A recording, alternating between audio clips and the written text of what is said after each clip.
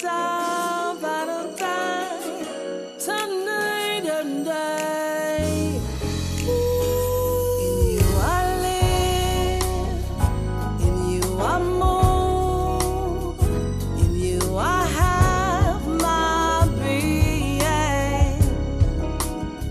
In you I live, in you Welcome I once move. again to Church Alive, and this is your host and president of Church Alive Development Corporation and the proud pastor of Church Alive Community Church.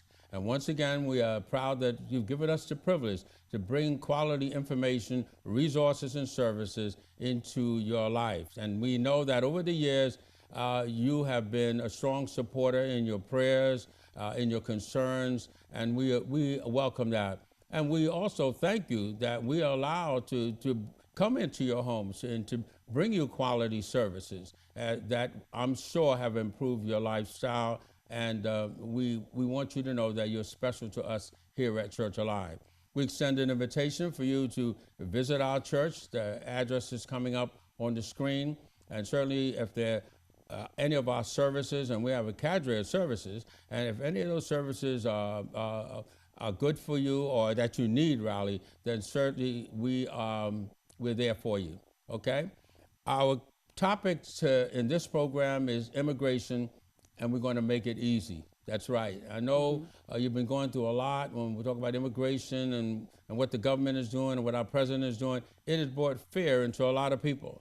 And many of you are wondering, should I do this? Should I expose myself? And if I sign a piece of paper or if I file for somebody, am I going to get in trouble for doing that? Well, we're going to try to answer some of those questions. And if we don't answer all of them, we have a workshop coming up in June. It's coming up on the screen. You'll have the address, and you'll be privileged to call and register for that workshop.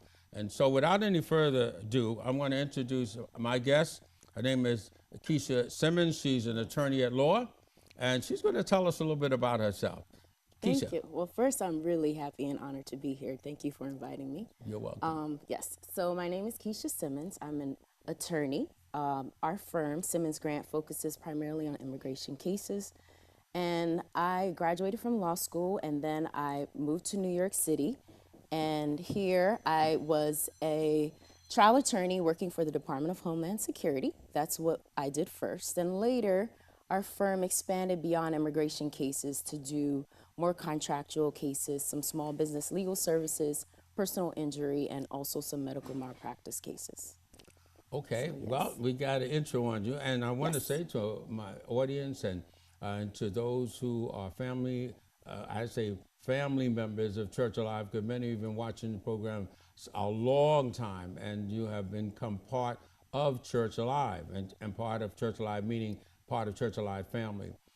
Kisshia Simmons is our immigration attorney, and over the years we've had many attorneys, and they've come and they've serviced and done great work. But we have decided this time that we're going to select somebody who is sensitive to the needs of each immigrant and to needs of each person, taking them as individuals.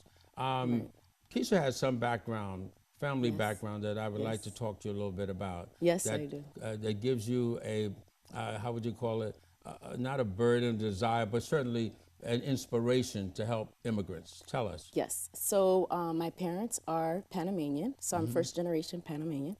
And so I'm connected to that. Even though my parents came here and they had green cards, there are also other family members that we had to go through certain trials and tribulations in order to get them legal status here in the United States. So that's how I have the connection with immigration. Right. Well, we have similar situation in my life. My father and mother came through Ellis Island. Oh, wow. Yeah, Okay. that's a long time ago. But that was when all you had to do was get here. Right. And that's what America was all about then. Now it's a different situation, and Exactly. we're going to help some people that are presently here to adjust and to adjust legally. All right? Relative petitioning. Tell us a little bit about that.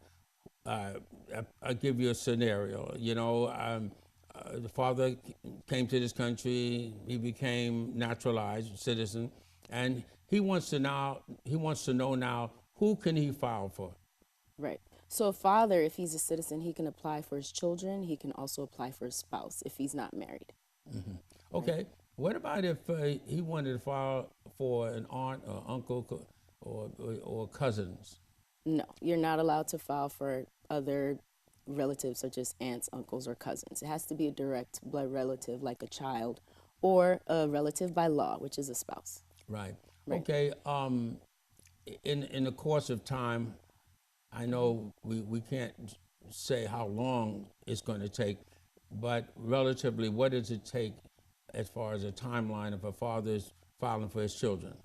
So usually it takes a little bit of time to get some of the immigration documents together and to do the forms, submit the application. You should give yourself a couple of months to do that. But the waiting period for immigration is definitely increasing. A lot of people are applying more and more now. Yeah. So I would say it's taking probably about 8 or 9 months to just get a word back from immigration about that type of case. Exactly. Yeah. What are some of the documents that both persons, the father would need, and what are the documents the child or the spouse would need? So the father definitely needs his passport. He needs to prove that he's a citizen if he's naturalized. Also his birth certificate. The children and the spouse, you need your passport in order to prove what country you're from. You also need to show how you came into the United States, so that may be a visa or a visa stamp. Right. Now, suppose the child came into the country and they came in undocumented. That means they either came in on someone else's name or they came in other than with a visa. Can that father still petition for the child? Yes, that father can still petition. One of the first things that you have to do if the child came in under someone else's passport, you can still show proof of that entry for the child. At that point, you may need a waiver because the way that the child came into the United States is technically immigration fraud. Right. So you would need a waiver for that type of entry. But definitely the father can still apply. He can still apply. Yes, Right. for sure. Now, is there any age limit for the father to file for the child? Suppose the child is single and is 35 years old. Right. Yes, the father can apply for that child. Okay. Regardless of age. Yes. Regardless of age. Yes. That's the point that I'm going to get at. Very good. Yes. All right. Now, suppose through marriage, the father now wants to petition for his wife who might have children, married with children. Explain that. Well, in that situation, the father can apply for the spouse and also the children of his spouse. Very good. Yes. Okay. All right. Because some people have that question, Right. Can I help these children? They're not mine, things like that. So it's good that we can clarify that situation. All right. Now, once again, the father has to show that he has to have his naturalization paper, his citizen paper. Right. All Exactly. What is probably the most important document that a person has to have to be petitioned for? This is the person who is the beneficiary. Right. So that person definitely needs their passport. You have to prove who you are and your identity. You also need to show when you came into the United States. So there's a card called an I-94. There's also an electronic record of an I-94, and that's what shows your entry into the U.S. You have to prove when you enter the United States so that there's a record that immigration can find about you in order for you to petition. Exactly. Now, what if they lost that card? So you can always apply to replace an I-94. If you've come into the U.S. recently, within the past few years, there's an electronic record of your entry. Oh, wow. So you can What go period online. of time might be? When did that start? Or when did it end, rather? That started recently, but the records go back to about 2010, 2011. Yes. So if you enter the United States around that time, there's an electronic record of your entry. So you don't have to submit a request for a lost I-94. You can just go online and then request that through the Customs and Border Patrol website. But what items or what kind of information would they need when they go on that site? You would need your passport that you use when you enter the United States, and you have to insert your name, first name, last name, and then also your date of birth and also your passport number. And with that information, you should be able to get your I-94. Okay, now the question is when you came in the country. So the passport has a stamp in it, am I correct? Yes, the passport also has a stamp. And that's one of the information that they want. What's on that stamp when they come in the country, am I correct? Yes, when you come into the country, you get a stamp, and that also includes the date that you enter the United Yeah, States. that's the point that I was bringing out, right? Yes. Okay. All right, now let's move along. Marriage. The person is getting married. Right, okay. And they go through the process of, of marriage, and now the wife wants to petition for the husband, okay? Right. And he is going through that process, and can he petition for her even if she had came into the country undocumented? Well, let's say first there's two levels. If she came in the country without a visa. Without a visa, okay. Okay. And then we're going to take the next one. She came in with a visa and an I-94 card. But let's take the first one, because I understand there's some problems in that area. Yes, okay. There definitely is. So now, she came in the country undocumented, without a visa. Right. So if you come into the country and you don't have what's called a valid entry, so using a visa is your way of presenting yourself to immigration.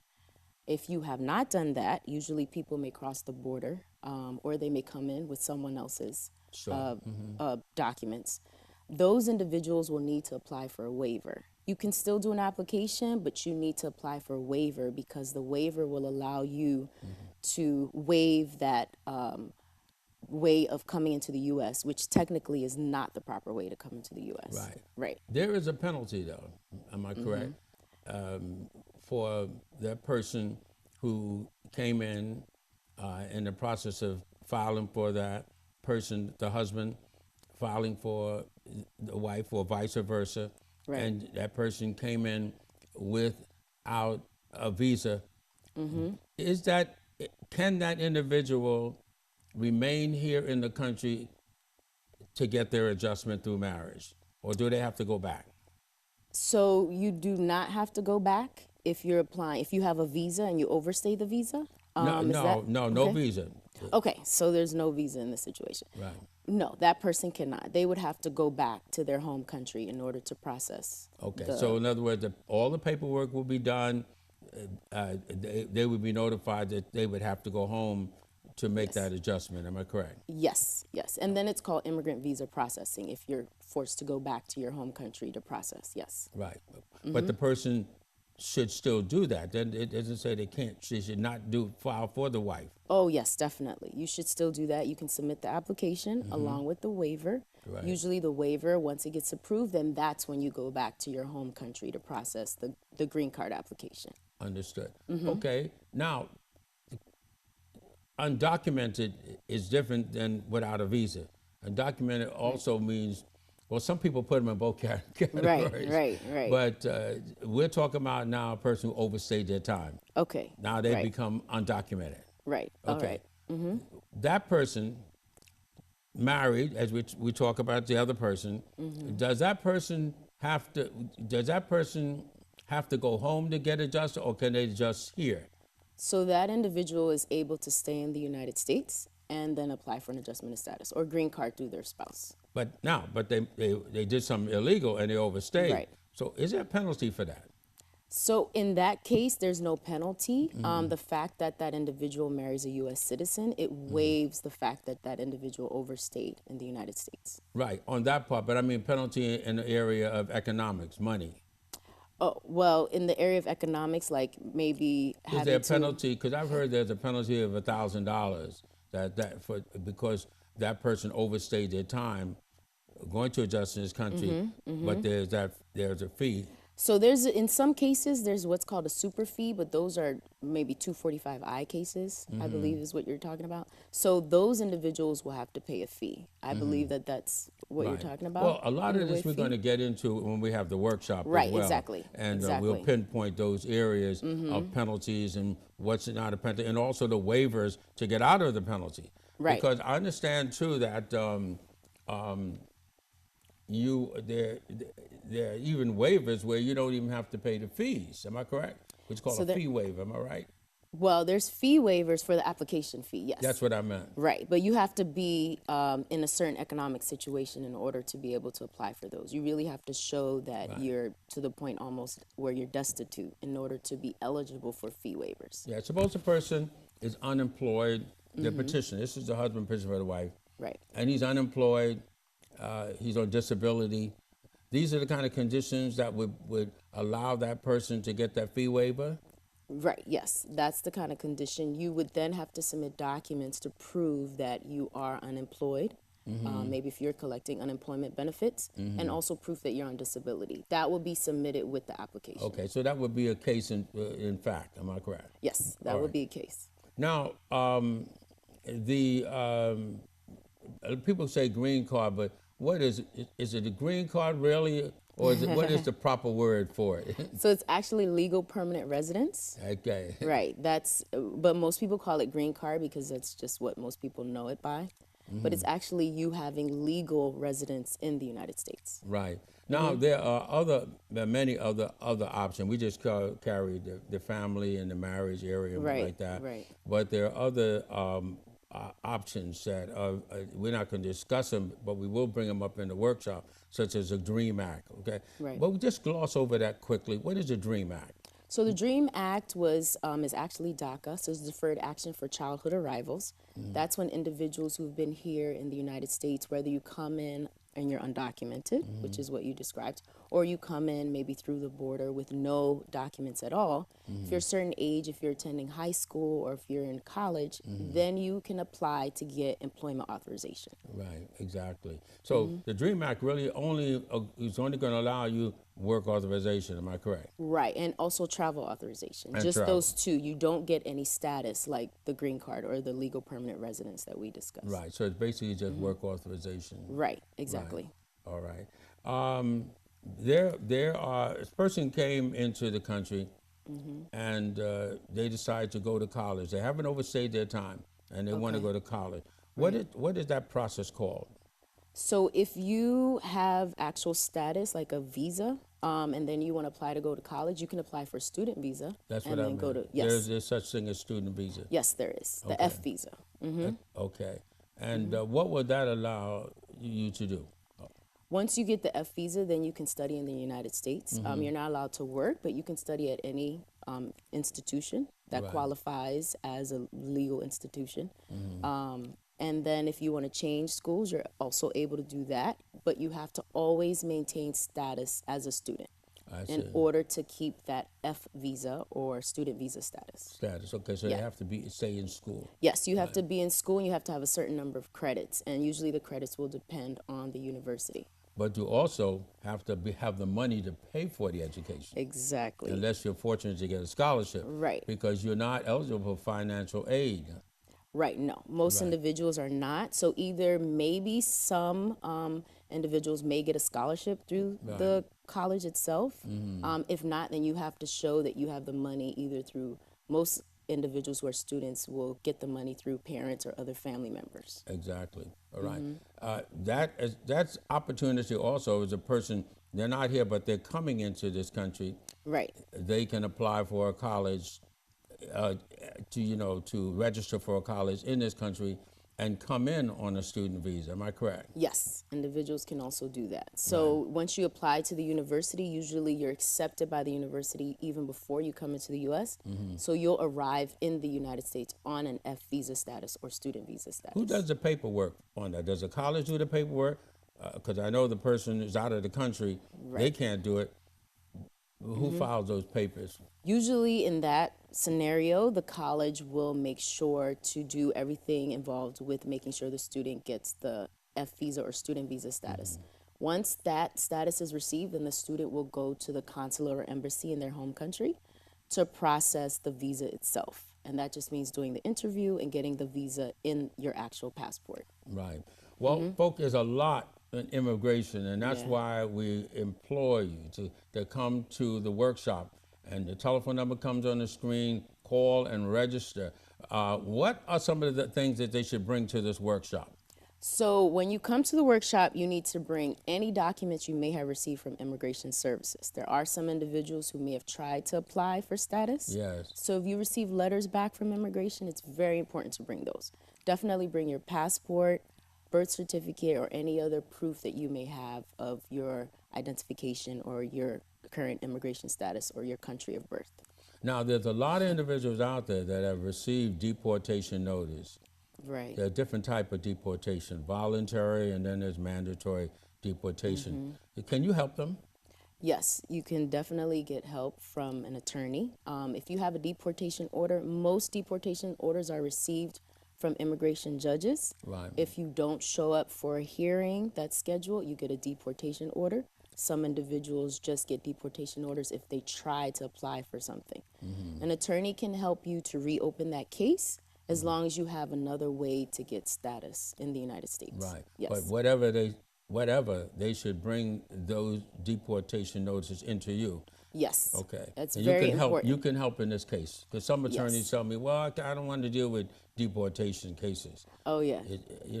I just want to make sure my audience is not going to hear that. No. We definitely do those type of cases. Like I said at the beginning, that's actually where I started in my immigration practice was in immigration court through the Department of Homeland Security. So I'm very familiar Very with good. being in immigration court. So if you have a deportation order, Right. you can bring that and I can look at it for you and we can figure out a way maybe to get your case reopened and to talk about ways of you legalizing your status. Matter of fact, I referred a case to you already. Am I Yes, right? you did. And I understand it's working out pretty good. Yes, it's going pretty well. Thank you very much. Right. Well, it's good when we have a case in fact, Right. and this experience that we have, folks, is a collaboratory experience. We're here to help you, and along the way, if you need spiritual help, some people come and they're scared, they're afraid. Well, we can pray Right. for you, and certainly I can, and God hears and answers prayers. And put your life in God's hands, and things will definitely get better. But God also wants you to go to qualified, reputable attorneys that have the passion and the concern for you, not just to make a dollar. We just had a case that we were discussing earlier, that the attorney who was handling this case and using his address as the address for the responses from immigration. Right. And through the process, yes, this lady got a green card, but it wasn't mailed to her, it was mailed to her attorney. And the attorney said, I'll hold this green card, this permanent residency card, until you give me $20,000. Right. Yeah. So that's What do you have to say about that? Yeah, that's actually something that you can bring before the disciplinary committee because that's pretty much extorting. Right. Attorneys are bound by certain, malpractice rules Go ahead. and ethical rules. And so that's something that no attorney actually, especially not an immigration attorney, can do. So that individual can bring something before the disciplinary committee. And also that individual can apply for another green card. If she or he finds that it's very difficult to get the green card from the attorney, there's a record of your legal permanent resident status. So you can always apply to get a replacement green card. Okay. We come to the end of this segment. I believe we're going to be on bringing more segments on immigration because with the President of the United States, we don't know what changes he's going to make right now, okay? Exactly. And those changes are subtle. The fees are now going up. The opportunities to process papers in certain areas are slowing down. Right. There is a lot of adjustments made, and certainly he's setting out a lot of fair signals. But God has placed us here, Church Alive Immigration Referral Service, for you to make sure that you don't fall into those pits and that you don't withdraw because of fear. Because fear is not of God, number one. Fear is of the devil, and he puts fear to cripple us and to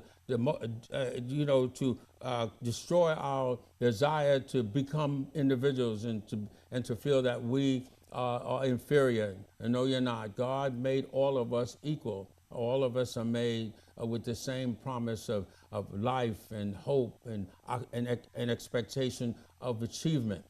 We don't want to let this president block us from those things that God has actually given for us, but we have to do something. The Word of God says, my people perish for lack of knowledge.